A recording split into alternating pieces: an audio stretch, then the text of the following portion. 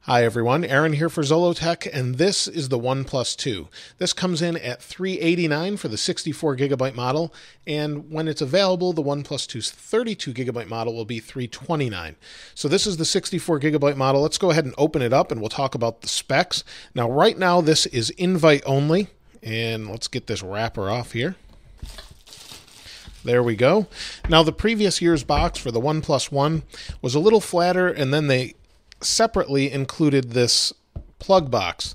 This is all included and much more like a typical cell phone box today. So let's go ahead and open it up. Just thought I'd point that out. There we go. And here is the OnePlus 2.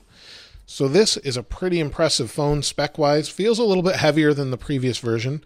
You can see it has an alert slider, volume, power, sleep, wake button, headphone jack on the top, fingerprint sensor on the bottom. So let's set this aside. We'll take a look at what's in the box and then come back. So here is some documentation that comes along with it. Quick start guide, user guide, and that's about it. We'll set this aside.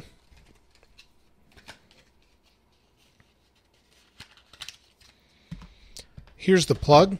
This is USB, and this is to USB-C. So basically there's only a couple devices I'm aware of at this time that have USB-C, and that's the OnePlus 2, the MacBook, and the new Chromebook Pixel.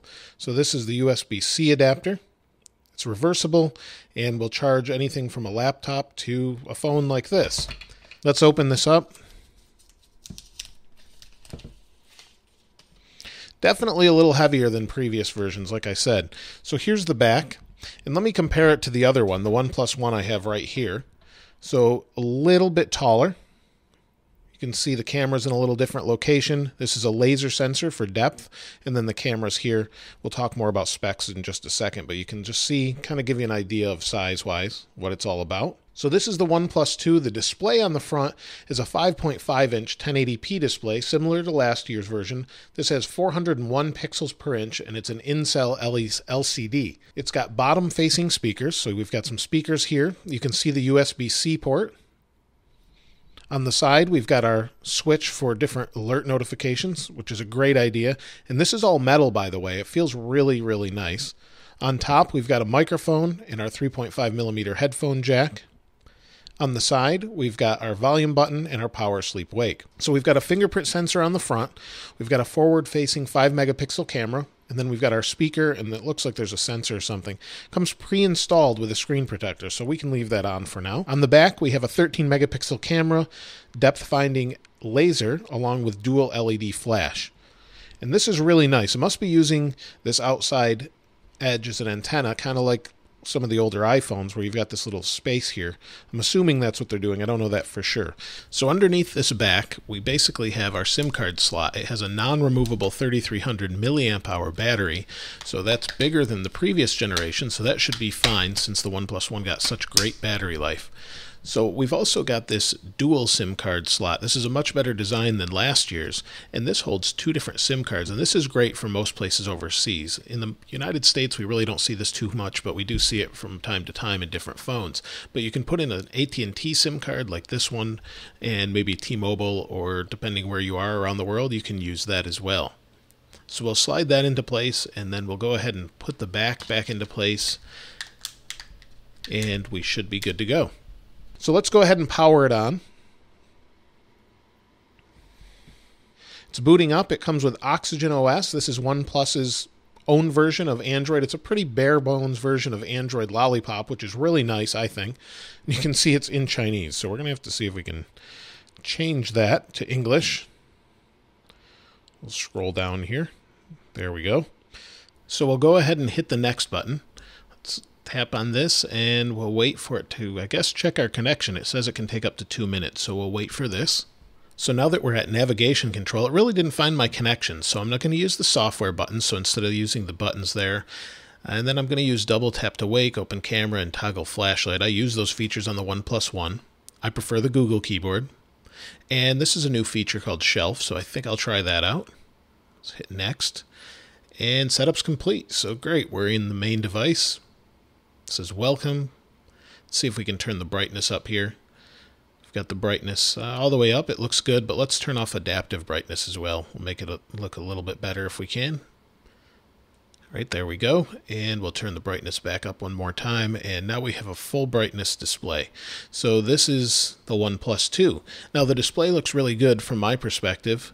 And I think it looks really nice. This wallpaper is really nice. And, you know, it's hard to say if it's going to be really fast over time, but I would assume it will. Now let's go ahead and turn on Google Now. And it wants me to sign in probably here. Yep, I didn't sign in before, so I'll go ahead and sign in, and I'll be right back. So now that I'm signed in, I want to back up my device. Then we want to get started. Yes, I'm in again with Google Now. And there we go. So now I'm in. Let's go ahead and see about setting up the fingerprint settings. So we'll go into our settings, and there it is. So we'll go into fingerprint, and let's see about what it's like to actually set up the fingerprint. So we'll hit next. And it says place your finger on the sensor, then lift after you feel the vibration, or feel a vibration. So we'll go ahead and do that. We'll try this just like it's the iPhone sensor. So we'll tap, and it's a little bit different as far as the animation is concerned, but basically the same idea. It's just a little bit more finicky, it looks like. So we'll keep trying this and see how it works. There we go. So it's taken a while to get to the 99%. About a minute, actually. This one's taken a while, but hopefully that means it's going to be very accurate. So there we go. There we are. So now we're locked in at 100%.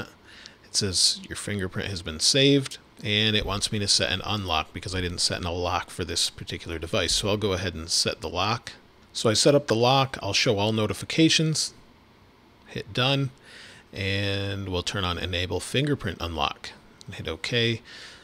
It wants my PIN. Oh, there we go. So slide down, go back into settings, make sure my fingerprint is actually there. So it's named Fingerprint 1, so it is there, and it looks like we can rename it or delete it.